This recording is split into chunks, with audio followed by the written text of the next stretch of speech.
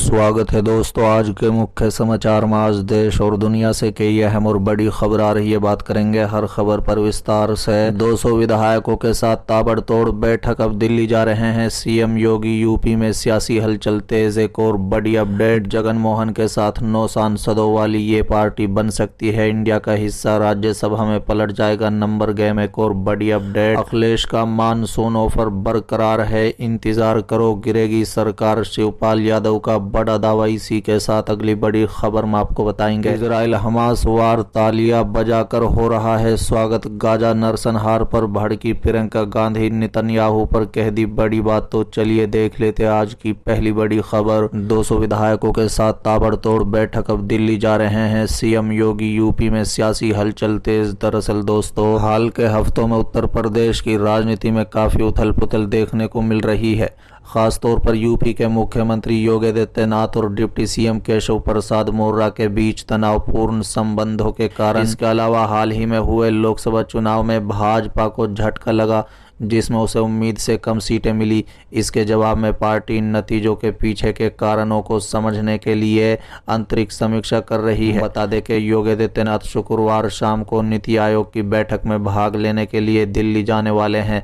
अगले दिन वो यूपी की ताज़ा राजनीतिक स्थिति पर चर्चा करने के लिए प्रधानमंत्री नरेंद्र मोदी से मिलेंगे। आदित्यनाथ इस बैठक के लिए पूरी तरह तैयार हैं। उन्होंने करीब 200 मौजूदा और पूर्व विधायकों, सांसदों और पार्टी के विभिन्न संगठन सदस्यों से फीडबैक लिया है। ये परामर्श राज्य में 10 सीटों के लिए होने वाले आगामी उपचुनाव से पहले हो रहा है। हालांकि मोदी के साथ आदित्यनाथ की चर्चा का विशिष्ट एजेंडा अभी भी स्पष्ट नहीं है, लेकिन उम्मीद है कि वो हाल के चुनाव में भाजपा के प्रदर्शन पर फीडबैक देंगे। वो पार्टी नेताओं के साथ अपने व्यापक परामर्श से मिली जानकारी भी साझा कर सकते हैं। उप मुख्यमंत्री केशव प्रसाद मौर्य ने हाल ही में सरकार की तुलना में पार्टी संगठन को महत्व को उजागर किया। बता दें कि अप्रत्यक्ष रूप से योगी आदित्यनाथ की आलोचना की। जवाब में आदित्यनाथ भविष्य के लिए जानकारी जुटाने और रणनीति बनाने के लिए सांसदों, विधायक और पार्टी सदस्यों के साथ सक्रिय रूप से जुड़े रहे हैं। बता दें कि यूपी में लोकसभा चुनाव में भाजपा की निराशाजनक प्रदर्शन से विपक्ष को उत्साहित किया है और उन्हें सत्तारूढ़ पार्टी को चुनौती देने का मौका दिया है। अगली खबर, अखिलेश का मानसून ऑफर बरकरार, इंतजार करो गिरेगी सरकार। शिवपाल यादव का बड़ा दावा। दरअसल दोस्तों, सपा के राष्ट्रीय महासचिव शिवपाल ने कहा है कि बीजेपी पर हमला बोलते हुए उन्होंने आरोप लगाया कि सत्ता से कोई उम्मीद नहीं की जा सकती है, सरकार बेईमान है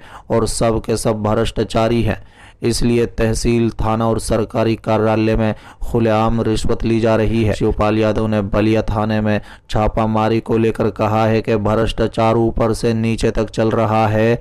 शिवपाल ने कहा है कि अखिलेश का ऑफर बरकरार है, इंतजार करो सरकार गिरेगी। सेवा प्रदाता कंपनी के जरिए नौकरी को लेकर कहा कि 14,000 रुपये वेतन देते हैं, 8,000 रुपये बचता है, बाकी घूस की तरह वापस हो जाता है। इतने कम पैसे में परिवार कैसे चलेगा? सरकार हर मुद्दे पर फेल है, महंगाई चरम पर है। साथ ही सपा महासचिव ने केंद्र सरकार को विदेश नीति में फेल बताया। उन्होंने कहा है कि बुलडोजर की नीति घटिया नीति है। आदमी जीवन की कमाई से मकान बनाता है, 1 मिनट में घर गिर जाता है। जब मकान बन रहा था तो अधिकारी गलत मकान क्यों बनने दिए, और बन गए तो उसके गिरवा दे रहे हैं। सबसे बड़े दोषी तो अधिकारी हैं, अधिकारियों को दंड मिलना चाहिए। पहले ग्राम सभा में ग्राम समाज की जमीन पर पट्टा दिया जाता था, मकान बनवाया जाता था, वैसा नहीं है। गुंडों के संरक्षण सरकार दे रही है। चलिए अगली खबर, तालियां बजाकर हो रहा है स्वागत। गाजा नरसंहार पर भड़की प्रियंका गांधी, नेतन्याहू पर कही बड़ी बात। दरअसल दोस्तों, कांग्रेस महासचिव प्रियंका गांधी वाड्रा ने प्रधानमंत्री नेतन्याहू और उनकी सरकार की निंदा की है। प्रियंका गांधी वाड्रा ने शुक्रवार 26 जुलाई को सोशल मीडिया प्लेटफॉर्म एक्स पर एक पोस्ट में इजराइल गाजा युद्ध के मुद्दे को उठाया।